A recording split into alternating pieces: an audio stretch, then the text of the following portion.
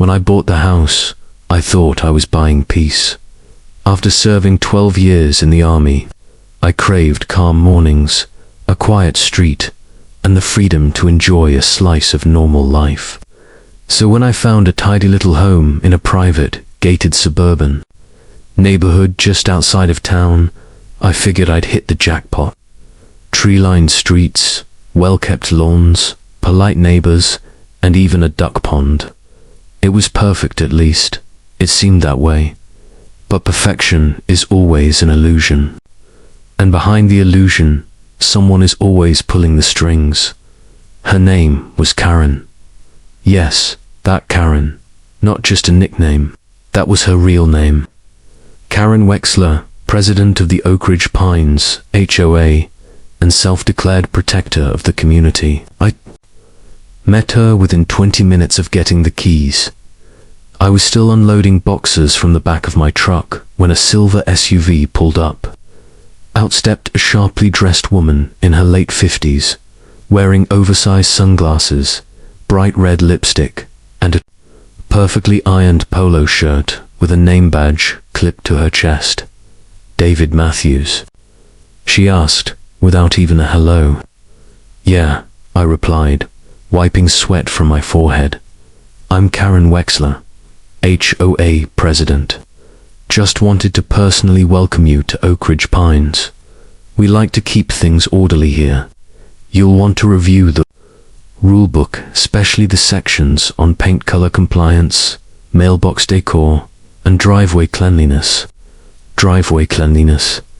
Before I could respond, she handed me a thick patat, at least 30 pages labeled covenants, conditions, and restrictions. And David, she added, stepping closer with a smile that never reached her eyes.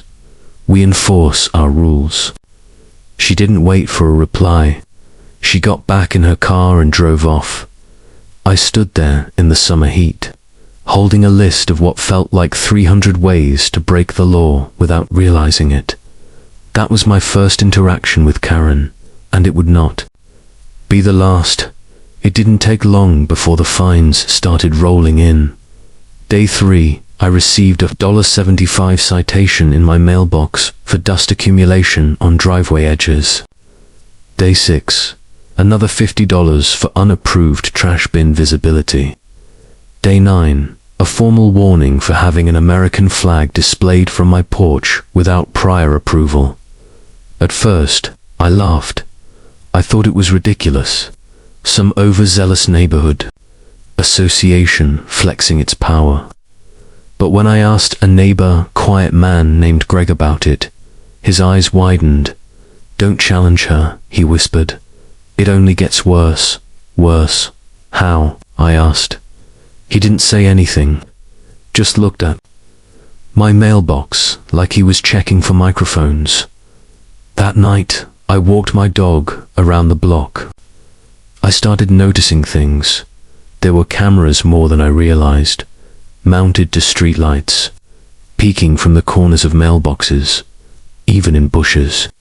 And oddly enough, some seemed pointed directly at my house. I called the HOA office the next morning to ask about it. I got voicemail. When I visited in person, the door was locked and the window shades were down. I rang the bell anyway. After a minute, Karen opened the door just a crack. Is this about your citation? She asked flatly. No, it's about the cameras. Are those HOA property? Some are, she replied. Some aren't. Is there a problem? I asked if any of the cameras had audio. She smiled again just like the first time. We value transparency in this community, Mr. Matthews. Nothing to hide, nothing to fear. She shut the door before I could say another word. That's when I knew something was wrong. Deeply wrong. And I wasn't the only one feeling it. I started walking the neighborhood more, talking to people subtly at first. Most were too scared to speak openly, but when they realized I was serious, they opened up. I heard stories. One woman, recently widowed, was fined $1,200 for non-regulation flower arrangements on her front porch. Another family had received a violation for unauthorized Halloween decorations, even though they only put up one plastic skeleton dot. Every single appeal they filed denied. Every board meeting closed to residents unless pre-approved. One guy said Karen showed up to his house on Christmas Eve and forced him to take down his lights because they weren't color coordinated with HOA policy. But no one could prove anything. That's when I decided I'd stop relying on hearsay. I had my military training. I knew how to observe, document, and build a case. I was going to gather evidence, real evidence, and find out just how deep this HOA rot went. I started by installing a small, high-end surveillance system around my property. Motion-triggered, audio-capable, hidden, and encrypted. Within the first week, I caught someone walking onto my lawn at 3 a.m., measuring the distance between my hedges and the sidewalk. 2 nights later, someone opened my trash bins and took photos, and then things escalated. I received a notice for suspicious construction without HOA approval. The construction, a foldable shed in my backyard I hadn't even finished assembling.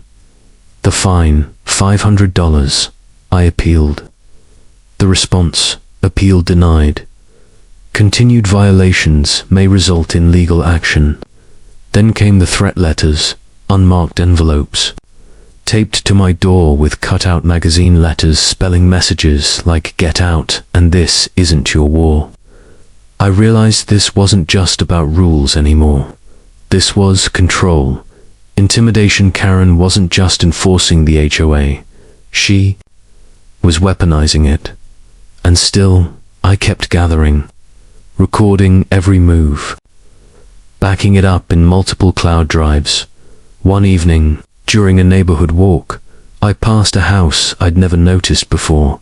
Tall hedges, dark windows, quiet.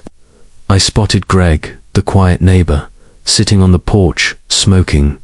I asked if he had ever been on the HOA board. He looked around cautiously before nodding. I served 1 term, he said. 2 months, I resigned. Why? I asked. He took a long drag from his cigarette. Because I found out the rules don't apply to everyone. And because Karen keeps files on every single resident in this neighborhood. Files? I asked. Everything, he said. Photos, complaints, audio recordings, even personal info. I saw mine. She knew my wife was leaving me before I did. He flicked his cigarette to the ground, stomped it out, and went inside. That night, I reviewed my own footage. I paused on a clip of Karen standing in front of my house, clipboard in hand, speaking into a small walkie-talkie.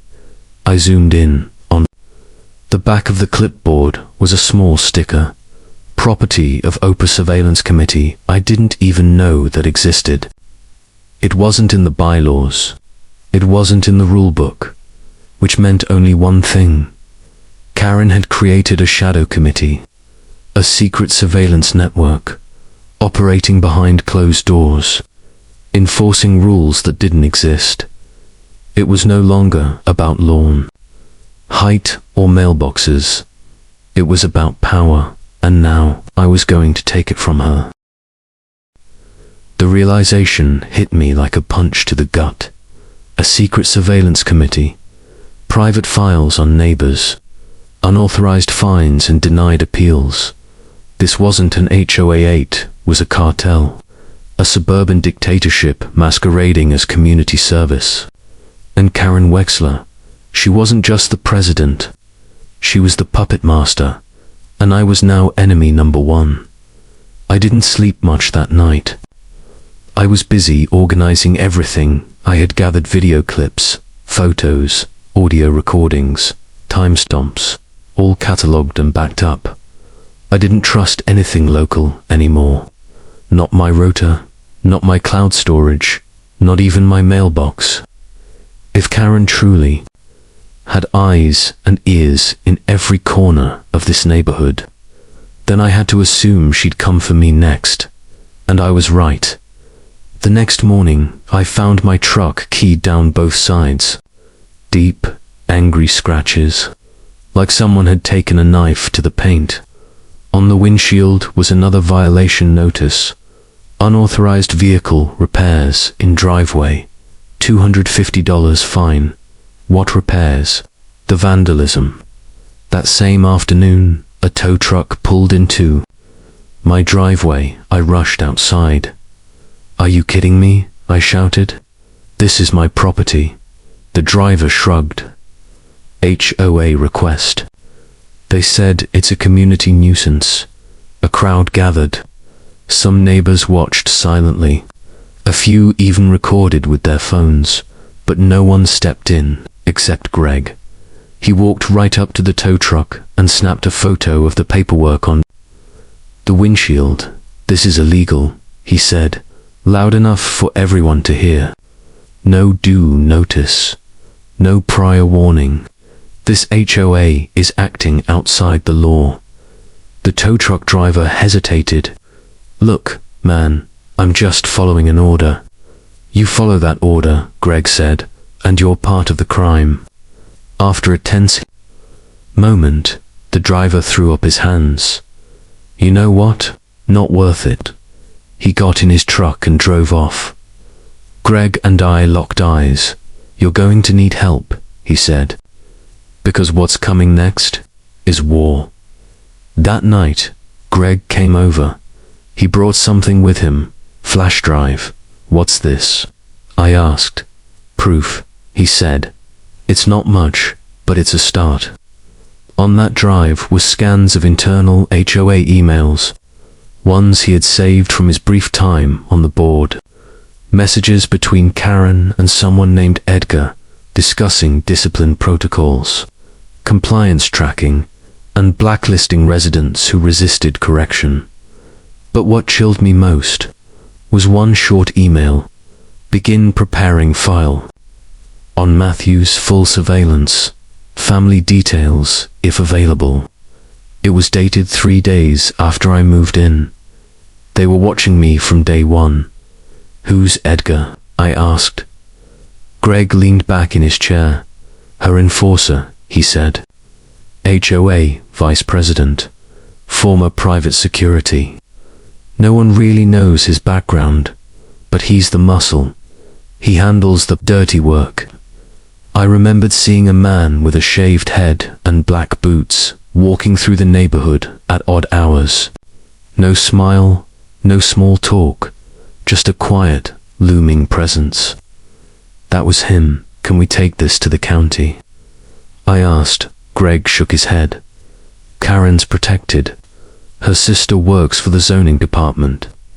Her brother-in-law is a city councilman.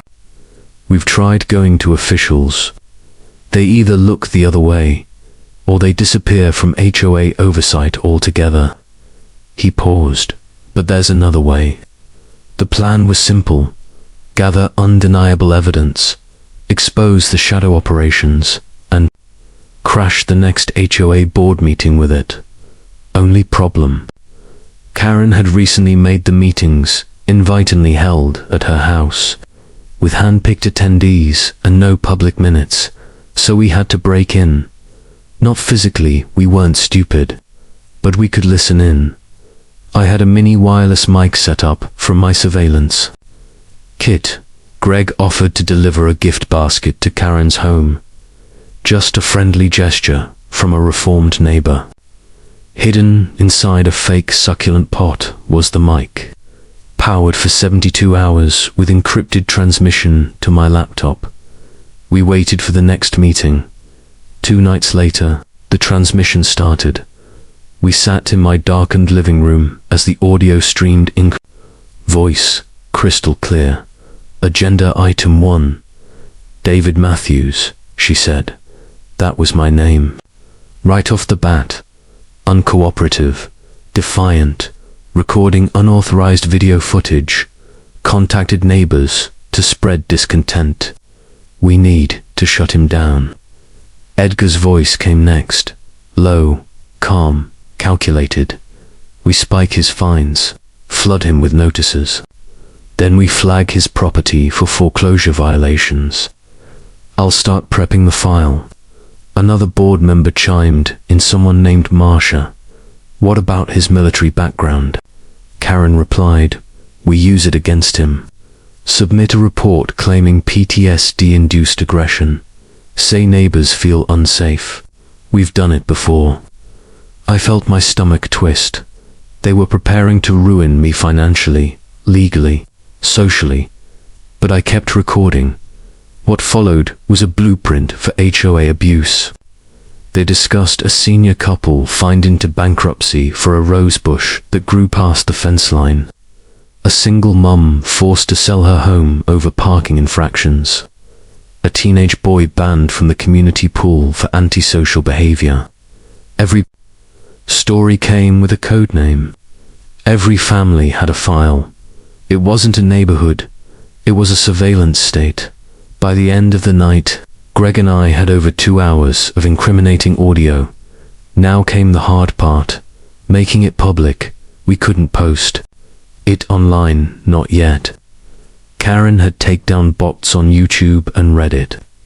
She reported everything as privacy violations and harassment.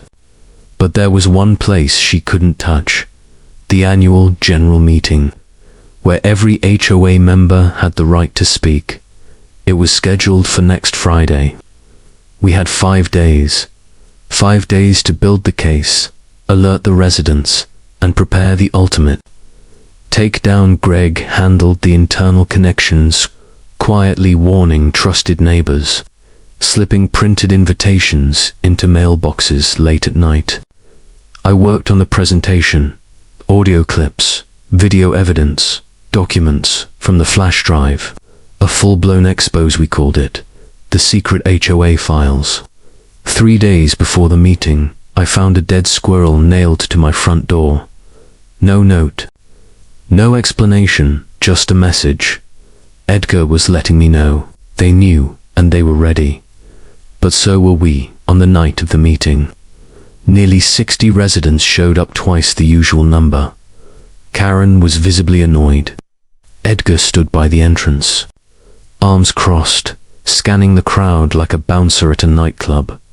But they couldn't stop us. I signed up for public comment. Greg controlled the laptop. When my name was called, I walked to the front and plugged in the HDMI cable. Before I begin, I said, I'd like to play a few clips from last week's private HOA meeting. Karen's eyes widened. Edgar stepped forward, but Greg had already hit play. For the next 12 minutes, the room fell silent, except for the sound of Karen plotting violations, Edgar proposing psychological reports, and HOA members laughing about broken families. People gasped. A woman began crying. A man stood up and shouted, "You fined my father into the hospital." Karen tried to interrupt, but it was too late. The truth was out. When the final clip ended, I faced the crowd. This isn't an HOA, it's a racket. And it ends tonight. The room exploded in applause. Karen stormed out. Edgar followed, silent and stone-faced. By the next morning, dozens of residents had filed a petition for an emergency board vote. Karen and Edgar were suspended pending investigation, but this wasn't over. Not yet, because what we uncovered next was even darker than we imagined. After the meeting, you'd think the war was won. Karen humiliated, Edgar suspended, neighbors rallied. The vote to dissolve the current board was underway. It felt like victory, but something didn't sit right. Karen didn't panic when the recordings were played. She didn't cry, didn't argue. She just left, calm, controlled, and eerily silent. That wasn't the reaction of someone who lost. That was the reaction of someone with a backup plan. 3 days later, Greg called me in a panic. "David, check your email now." I opened it.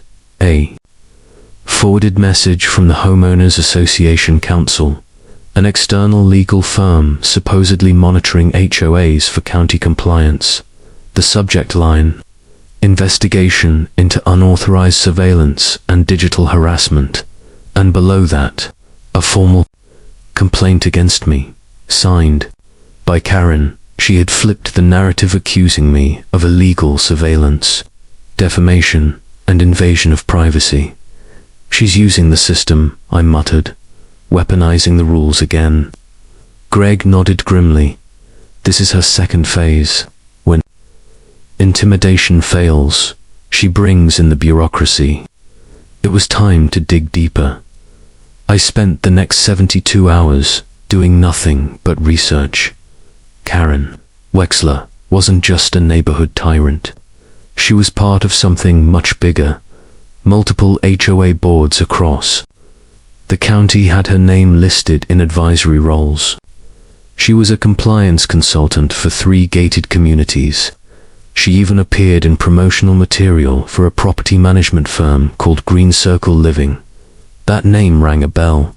I'd scrolled through the HOA documents Greg gave me weeks ago, and there it was. Green Circle Living listed as the primary contractor for our community maintenance. Same firm, same signature, same corruption. I had stumbled into a network, not just Karen, but a whole system of pseudo-legal HOA enforcers working under the radar, trading influence, exchanging favors, silencing resistance.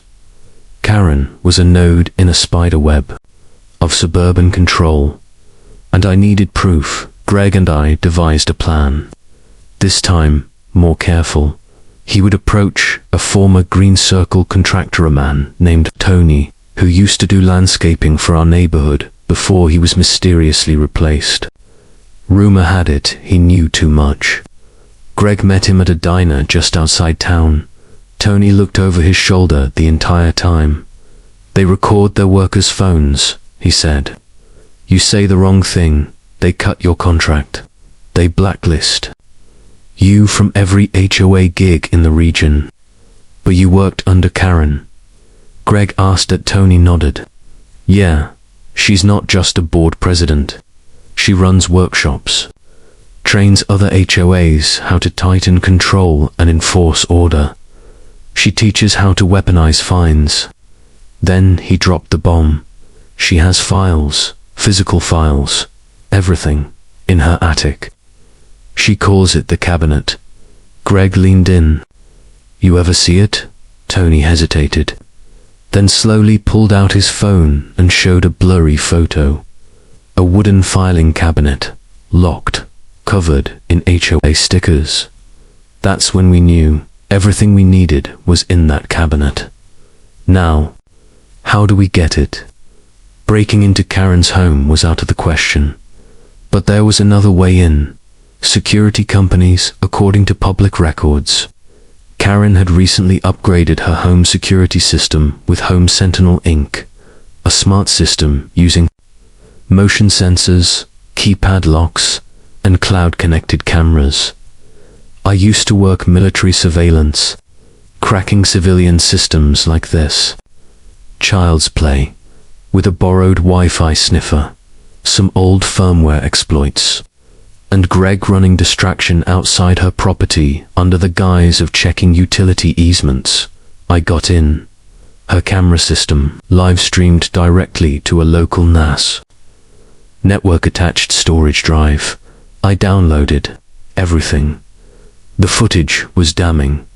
One video showed Karen and Edgar standing over the cabinet, pulling files with names labeled Matthews, David, obstructionist, Gregory, Thomas, disloyal, former member Dawson family pool incident. 2019, but that wasn't the worst. There was a recording of Karen training a small group of other HOA board members in her living room. Always document everything, she said. One misplaced lawn gnome, take a photo, a faded welcome mat. Violation, they resist. Stack the fines, break their spirit, then offer them a compliance agreement. They'll sign anything to end the pain. It wasn't leadership. It was psychological warfare. She had done this before. Many times, and our neighborhood was just another testing ground. We had everything. The footage, the audio, the network map, the cabinet. All we had to do now was burn it to the ground, legally. Greg reached out to a local investigative reporter named Nina Cruz. She had covered corruption cases before, HOA scandals, slumlords, and crooked city officials, the kind of journalist who never backed down. When we met her at her studio, she said, "I've been waiting for someone to bring me a story like this." We gave her everything, every file, every name, every clip. She didn't even blink. "Give me 48 hours, she said. "This is going front page." That night, my internet was cut. No warning, no outage reports, just silence. Then came the knock. At 2:17 a.m., police, not one car, for Mr. Matthews, the officer said. "We have a warrant to search the premises." We received an anonymous tip about illegal surveillance equipment being used against neighbors. Karen's counterstrike had arrived. They didn't find anything. I had already wiped and hidden all devices. But the message was clear. Karen wasn't just fighting to keep power. She was fighting for survival. Because once Nina's story aired, everything would come crashing down, and Karen knew it. The next 48 hours felt like the calm before a hurricane. Nina Cruz had everything she needed. The footage, the files, the testimonies, the pattern of HOA abuse stretching far beyond our neighborhood. She was already working with her editor, prepping a full expose for the Sunday night news, slot prime time. Meanwhile, Karen was unraveling. Her anonymous police report didn't land. The officers found nothing illegal, and the officer in charge gave me a quiet nod as they left. We get a lot of these HOA complaints lately. Something's off about your accuser. Even the cops were catching on. But Karen wasn't done. The next day, everyone in the neighborhood woke up to pink slips taped to their doors. Not fines, not warnings, eviction threats. Karen had filed emergency breach notices with the HOA's legal counsel, claiming multiple residents violated their contracts through collusion against board leadership. She called it a hostile takeover attempt. It was absurd, and yet terrifying. The notices were a bluff, but a dangerous one. Older residents, single parents, and renters panicked. Some even began packing. She wasn't trying to win a battle. She was trying to scorch the earth. I knew we had to move fast. Greg and I doubled our efforts. We went door to door, calming neighbors, showing them proof of Karen's lies. We promised that the expose was coming, that justice was on the horizon. But Karen made one final move. She filed a civil suit against me and Greg. Defamation, emotional distress, trespassing, illegal surveillance, harassment. She wanted to bury us in paperwork before the truth could reach the public. But what Karen didn't know, what she never even considered, was that Nina Cruz didn't wait for permission to go live. Sunday, 7 p.m. tonight on Channel 9 investigates the dark side of the American dream inside the HOA abuse network you're not supposed to know about. It aired across the state. Nina didn't hold back. She exposed Karen, Edgar, Green Circle Living, and multiple HOA board members across 3 counties. She showed footage from Karen's attic, quotes from her training sessions, recordings of her threatening residents. She told our story, and people listened. The fallout was immediate. By midnight, #HOAGate was trending on X-Twitter. A petition to remove Karen had over 25,000 signatures in under 10 hours.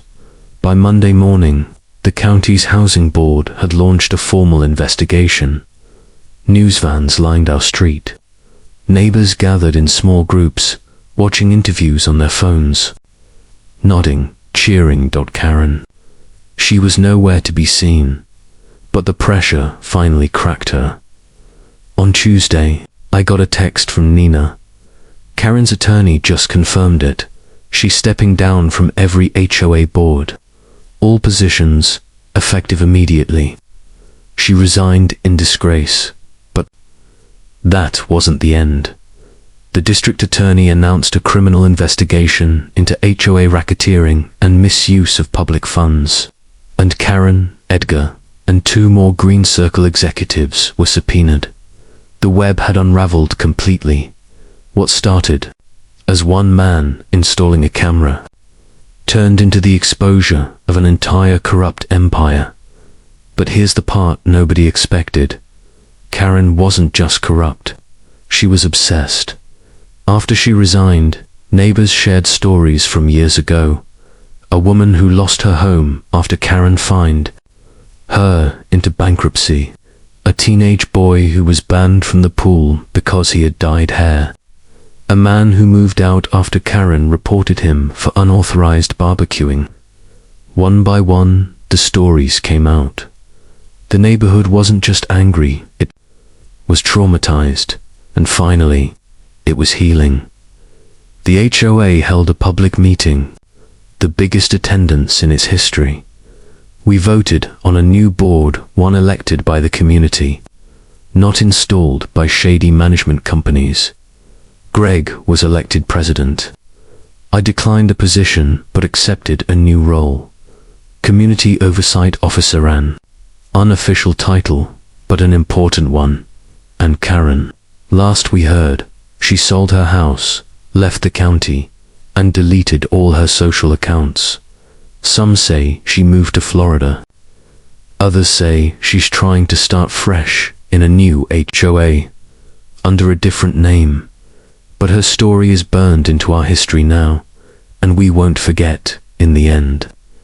This wasn't just a fight against one woman. It was a battle for power, for privacy, for justice. For our homes. And the next time someone tells you it's just an HOA, remember this: sometimes the most dangerous tyrants aren't in office. They're sitting in folding chairs at neighborhood meetings. The day after Karen's resignation, the neighborhood was quiet. Not the tense kind of quiet we'd gotten used to know. More whispered gossip. No more HOA inspectors lurking in bushes. No more angry notices taped to doors. Just birds, kids playing, and the occasional sound of someone repainting their fence or planting flowers. For the first time in years, it felt like a neighborhood again. But the fight had left its mark.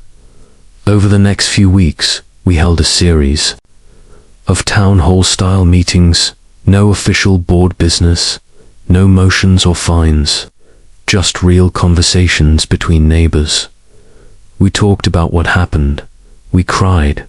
We laughed. We shared stories of how we had each been targeted, some for petty things, like lawn height, others for deeper vendettas. Greg talked about his regrets. I shared everything I'd uncovered. And Nina Cruz even visited one evening and spoke about the impact our story was having across the country. HOAs from New Jersey to California were being investigated. People finally had the courage to speak up. But even with Karen gone, the damage she left behind had to be repaired. The board passed a resolution called the Community Healing Initiative. We removed over 170 outstanding fines and penalties issued under Karen's leadership. Refunds were issued where possible. Apologies were sent. We tore down the outdated HOA signage. Karen had installed big metal signs, warning about fines and surveillance, and replaced them with a hand-painted mural by the neighborhood kids that simply read, "This is our home. We protect it together." One of the most emotional moments came when Mrs. Delgado, the elderly woman Karen had fined nearly out of her home for a cracked driveway, stood up during a community dinner and raised her glass. I was afraid to answer. "My own door," she said through tears. "Now, I'm not afraid anymore. Thank you for fighting for all of us." The crowd stood and applauded.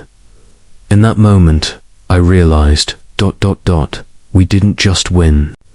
We healed, but the story doesn't end with healing. It ends with a legacy.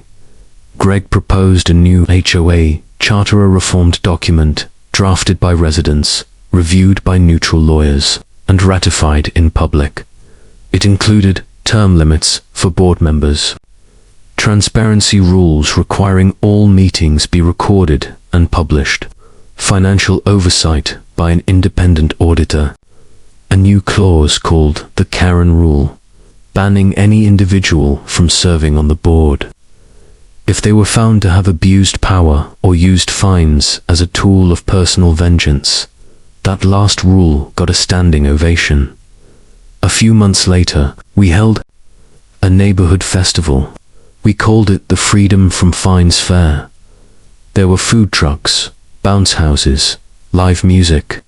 People wore shirts with slogans like, "Not today, Karen," "Fine-free and proud," HOA equals home of accountability. Kids sold lemonade. Greg grilled hot dogs.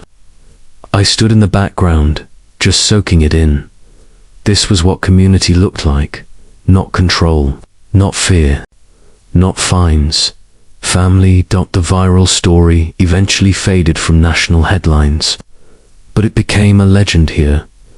New families moving in would ask, "Is this the neighborhood from that HOA documentary?" And old residents would smile and say yes. But don't worry, we fixed it. Sometimes I still walk past Karen's old house. It's owned by a young couple, now sweet people. They put up a rainbow flag, planted sunflowers, and built a little free library box in the yard. No cameras, number, clipboard inspections, just kindness. A few months after the dust settled, I got a letter. It was anonymous. No return address typed. "You may think you won, but the HOA system runs deeper than you know. Karen was just one piece. The game is bigger, and others are already moving." It was signed only HOA Loyalist. I laughed when I read it, because I wasn't afraid anymore. Let them come. Let every corrupt board member, every petty dictator, every fake rule enforcer try their hand. This neighborhood had been through the fire and came out stronger. Because the truth is, you can hide behind rules. You can abuse power. You can try to control people through fear. But in the end, you'll always lose to community. And now, we were united.